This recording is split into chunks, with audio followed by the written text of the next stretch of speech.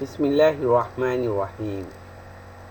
আজকে কথা বলবো আমার ওই সকল রোগীদের উদ্দেশ্যে যারা ফিজিওথেরাপি নিচ্ছেন তাদের জন্য।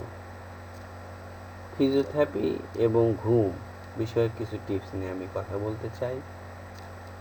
ঘুম মানসিক ও শারীরিক সুস্থতার জন্য অবশ্যই অপরিহার্য এবং বিশেষ করে যারা ব্যথা বেদনার জন্য ফিজিওথেরাপি নিচ্ছেন তাদের জন্য ঘুম অতীব জরুরি। একজন প্রাপ্তবয়স্কের জন্য 7 থেকে 9 ঘন্টা ঘুমের প্রয়োজন আমরা সকলেই জানি।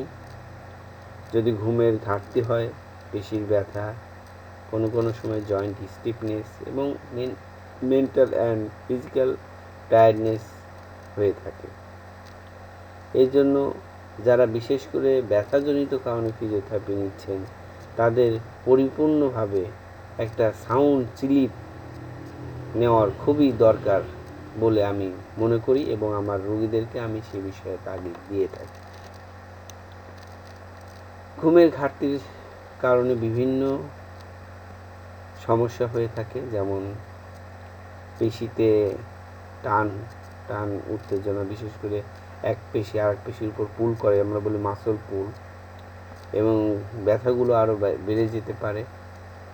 জয়েন্টটা আরও আড়ষ্ট হয়ে যেতে পারে, যেটাকে আমরা বলি স্টিফনেস, এবং এর সাথে সাথে রোগীর মনোযোগ কমে যেতে পারে, সে কোনো কাজ মনোযোগের সহিত করতে পারবে না। এছাড়াও হরমোনাল ইমব্যালেন্স, দীর্ঘদিন যদি কারো ঘুমের ঘাটতি হয় সেক্ষেত্রে হরমোনাল ইমব্যালেন্স দেখা যেতে পারে। এখন ফিজিওথেরাপি যারা নিচ্ছে তাদের সাথে ঘুমের কী সম্পর্ক রয়েছে?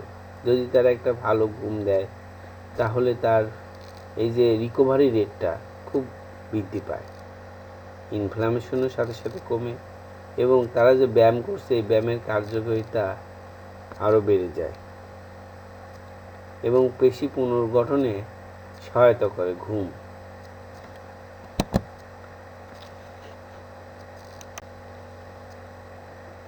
ঘুমের জন্য আসলে আমরা কি করতে পারি?